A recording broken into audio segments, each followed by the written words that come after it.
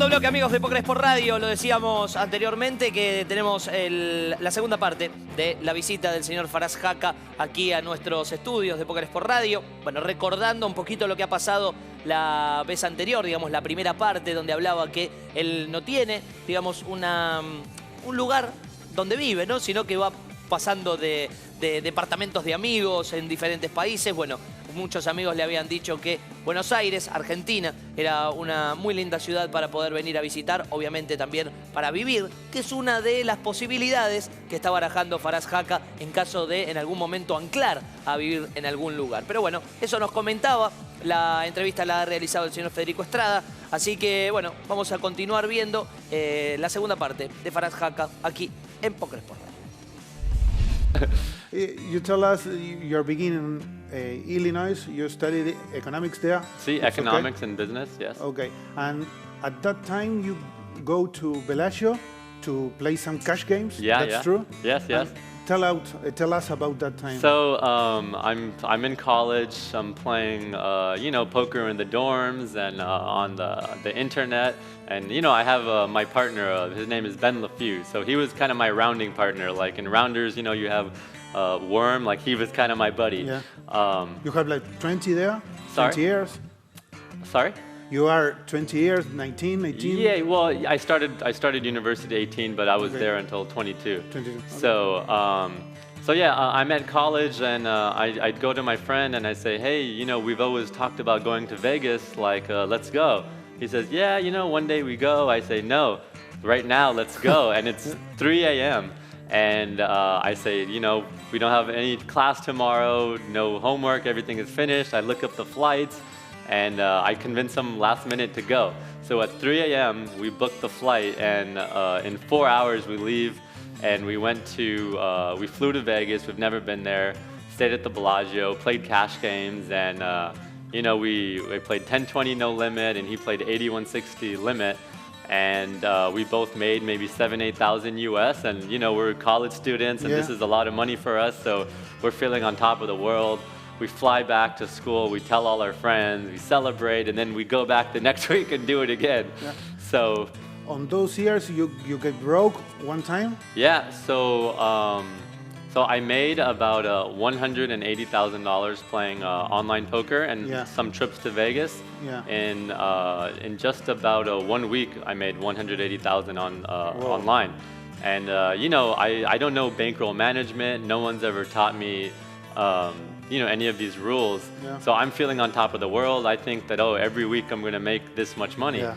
So I'm playing way out of my bankroll, stakes too big, and within the next year I lost everything. And this was a very tough period for me, very depressing, like it's very hard. I kept trying to play big stakes to make it back. And it took me about a whole year of just constantly trying to make it and losing it again. And I'm actually very happy I went through this period because it taught me the most valuable lessons about money management. And I think about it and say, hey, I'm happy this happened for $180,000. Then I win a tournament for $1 million or start a business and lose that kind of money, So it taught me some very valuable lessons, and I'm very happy I went through it. It made me a very stronger person and taught me a lot about myself. But keep us when you broke. Where did you get the bank to go on playing? To play again? Yeah. Well, I had many friends and peers and people who knew that I was a very successful poker player. So they had a lot of faith in my talent as a poker player. Yeah. So they knew that I had the capability to, play and beat these games.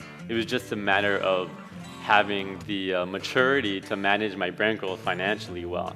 So yeah, I mean, I had some friends who had faith in me, and I'm very fortunate for that. Yeah. And because of them, I was able to get staked and build my bankroll back up. And which level of cash did you play at that moment?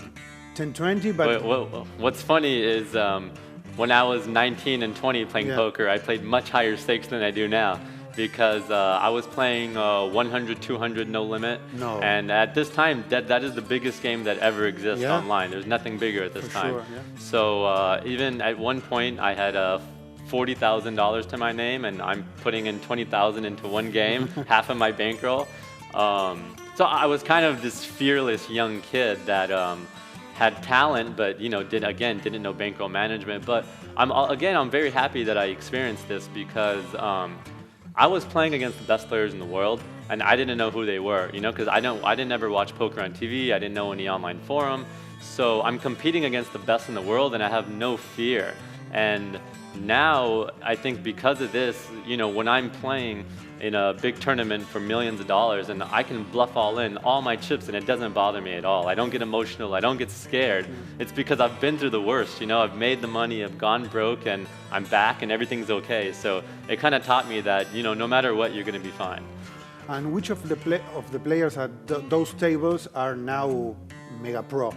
Like when you play high stakes? Yeah, I remember I was playing against Ram Vaswani, Prahlad Friedman, just to name a couple. And again, I had no idea who these people were. They were just some screen name, That's helped you.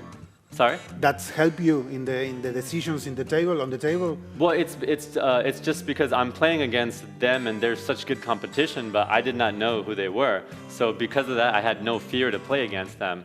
And that taught me that today, many people sit against a pro and they're very scared and intimidating, and a big part of being successful is being confident.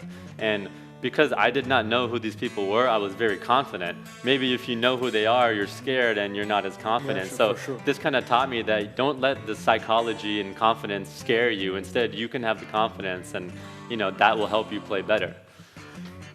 If you respect the bankroll, it's very difficult to get in high stake. So, do you recommend to get a shot in some place in some moment? Yeah, that's actually one of the most difficult things because there's two types of poker players. One, they have very bad bankroll management, but they're fearless, and the other type is too conservative. So the too conservative, they never make it to the high stakes. They don't experience.